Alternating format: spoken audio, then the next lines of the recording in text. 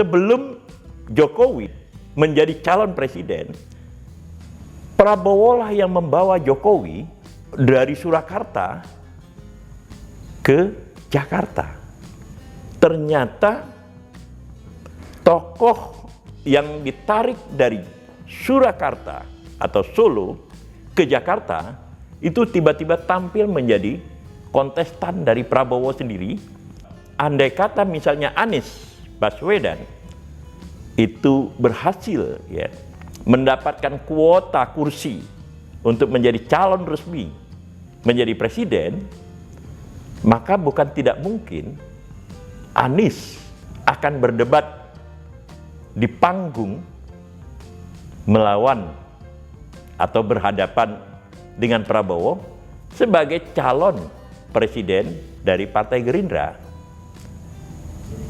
Inilah makna history repeats itself itu.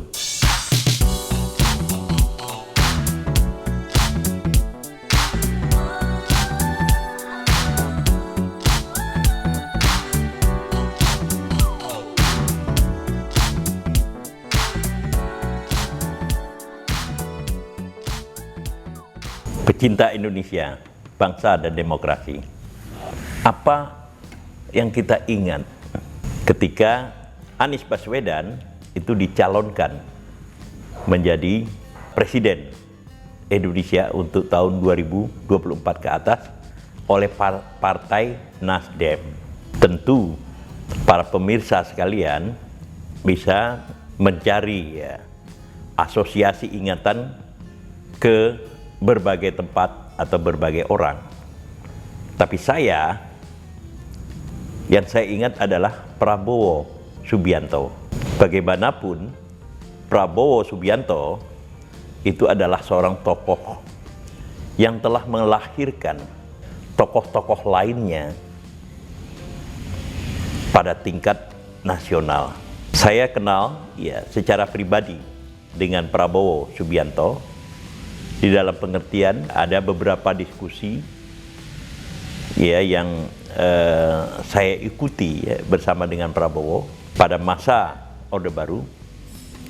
Tetapi di atas segalanya saya kenal Prabowo di dalam konteks karir. Dia adalah seorang militer profesional, lalu kemudian merupakan putra dari seorang begawan ekonomi, Sumitro Joyo Hadikusumo, lalu kemudian mempunyai adik bernama Hasim Joyo Hadikusumo, lalu kemudian punya kakak ipar, seorang ekonom, Jiwandono, yang pernah menjadi gubernur ya, Bank Indonesia, lalu kemudian seorang kakaknya itu dulu ketika saya masih di LP3IS itu sering berhubungan walaupun tidak terlalu akrab, yang bekerja di Ford Foundation namanya Bianti. Dan terakhir kita ketahui bahwa Prabowo Subianto itu adalah menantu Presiden Republik Indonesia yang lama mampu mempertahankan kekuasaannya, yaitu Jenderal Soeharto. Nah, karena itu boleh kita katakan bahwa Prabowo itu lahir di kalangan elit, apalagi kakeknya Prabowo Subianto itu adalah pendiri dari Bank Nasional Indonesia. Jadi kalau kita lihat di dalam konteks ini, Prabowo itu adalah bibit yang baik dari berbagai tokoh, lalu kemudian di dalam lingkungan yang kondusif untuk mengembangkan diri, terutama setelah misalnya posisinya menjadi menantu dari Presiden Soeharto. Nah, tetapi Prabowo ya yang saya kenal pada waktu itu bukanlah seorang tokoh politik, tetapi seorang profesional karir dalam dunia militer. Tentu pengalaman tempurnya, ya, pengalaman militernya secara teknikal tidak bisa saya berikan komentarnya. Nah, Prabowo kemudian ya tampil di dalam konvensi Golkar pada 2004 ya, yang diselenggarakan ya, di bawah kepemimpinan Akbar Tanjung. Dan kalau saya tidak salah, ya ingat, saya termasuk salah satu yang membahas pikiran-pikiran Prabowo di dalam ya salah satu konvensinya yang berlangsung, ya konvensi Golkar ya, yang berlangsung di Medan pada waktu itu. Jadi memang saya yang membahas pikiran Prabowo, juga membahas ya pikiran Wiranto. Kedua-duanya itu adalah jenderal gitu. Nah, kita tahu yang berhasil pada waktu itu adalah Wiranto. Akbar Tanjung bahkan tersingkir di dalam konvensi itu. Maka secara resmi Wiranto lah yang naik menjadi calon presiden dari Golkar, berhadapan dengan Megawati Soekarno Putri dari PDIP dan berhadapan dengan Susilo Bambang Yudhoyono dari Partai Demokrat. Nah, jadi ketika kemudian Prabowo gagal untuk meraih ya, posisi calon presiden dari Golkar, dia mendirikan partai sendiri. Itulah Gerindra. Nah, ketika pemilu berlangsung tahun 2009,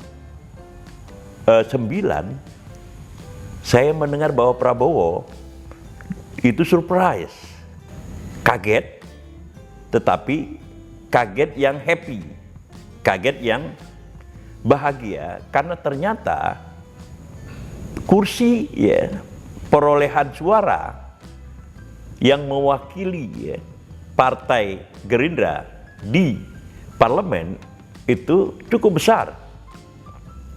Maksud saya cukup besar dari ukuran-ukuran yang dibayangkan oleh Prabowo sebelumnya. Nah, jadi di sini memang kemudian kita lihat Prabowo tampil gitu sebagai alternatif ya dari transisi ya atau perubahan-perubahan yang bersifat semi cepat dari model-model kepemimpinan yang diwariskan oleh Orde Baru, bahwa pada dasarnya dengan mendirikan partai, rakyat itu ternyata mampu ya melihat calon-calon pemimpin dengan corak tertentu, dengan corak, kita gunakan bahasa Betawi, kereng gitu. Kereng di dalam pengertian sosok pribadinya, latar belakang militernya, dan pikiran-pikiran ekonominya yang dipengaruhi oleh pandangan-pandangan sang ayah, yakni Sumitro Joyo Hadikusumo. Nah, jadi ketika kemudian Gerindra tiba-tiba kemudian muncul sebagai sebuah partai yang diperhitungkan, maka kemudian kita melihat ya ada pergeseran posisi dari Partai Golkar yang merupakan pada dasarnya basis ya kaum teknokrat, lalu kemudian dengan ya corak pendukung yang sangat tipikal, yakni mereka ya yang gandrung kepada modernisasi, mereka yang gandrung kepada pembangunan ekonomi.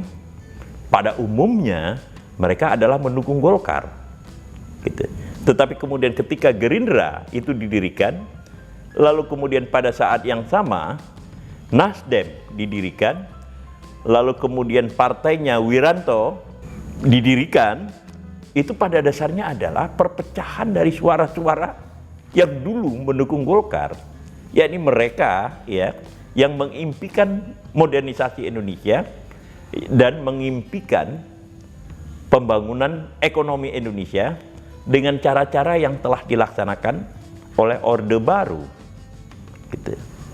Nah, disinilah sebenarnya letak posisi struktural dari Prabowo dengan mengambil ya pandangan-pandangan dan simpatisan-simpatisan pada organisasi politik induknya, yakni Golkar, maka kemudian Prabowo dengan Partai Gerindranya itu memperkokoh diri, gitu. Walaupun jaraknya kemudian relatif agak jauh dengan Partai Demokrasi Indonesia Perjuangan di dalam 2 pemilu terakhir, tetapi ya Prabowo justru berhasil duduk di dalam posisi ya yang lebih tinggi dalam konteks ya pemilihan perolehan suara parlemen dibandingkan dengan Golkar, gitu.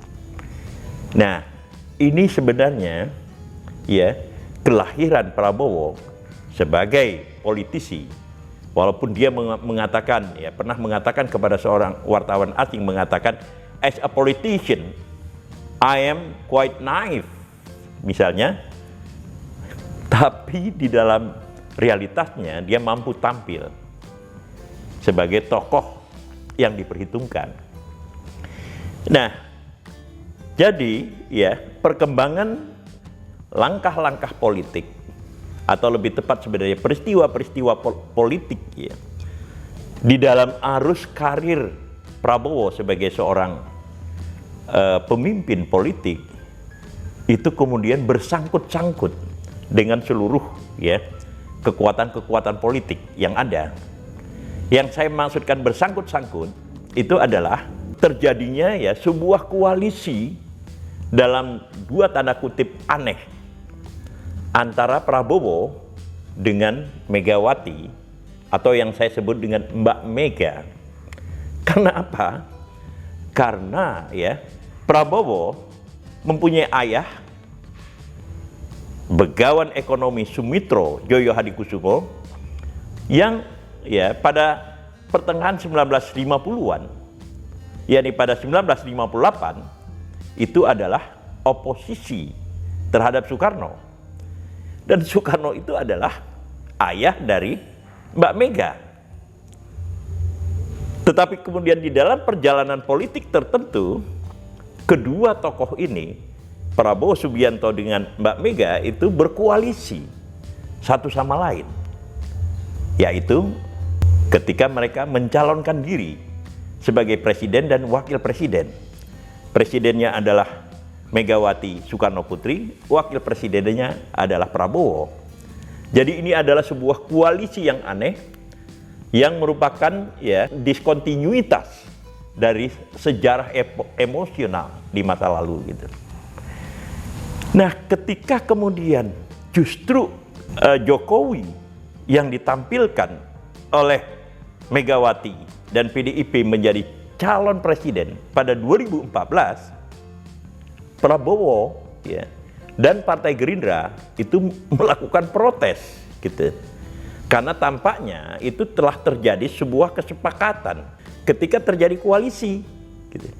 Koalisi antara Prabowo dengan Megawati, bahwa Prabowo lah yang akan ditampilkan menjadi calon presiden dari PDIP untuk pemilu berikutnya, yaitu pemilu 2014.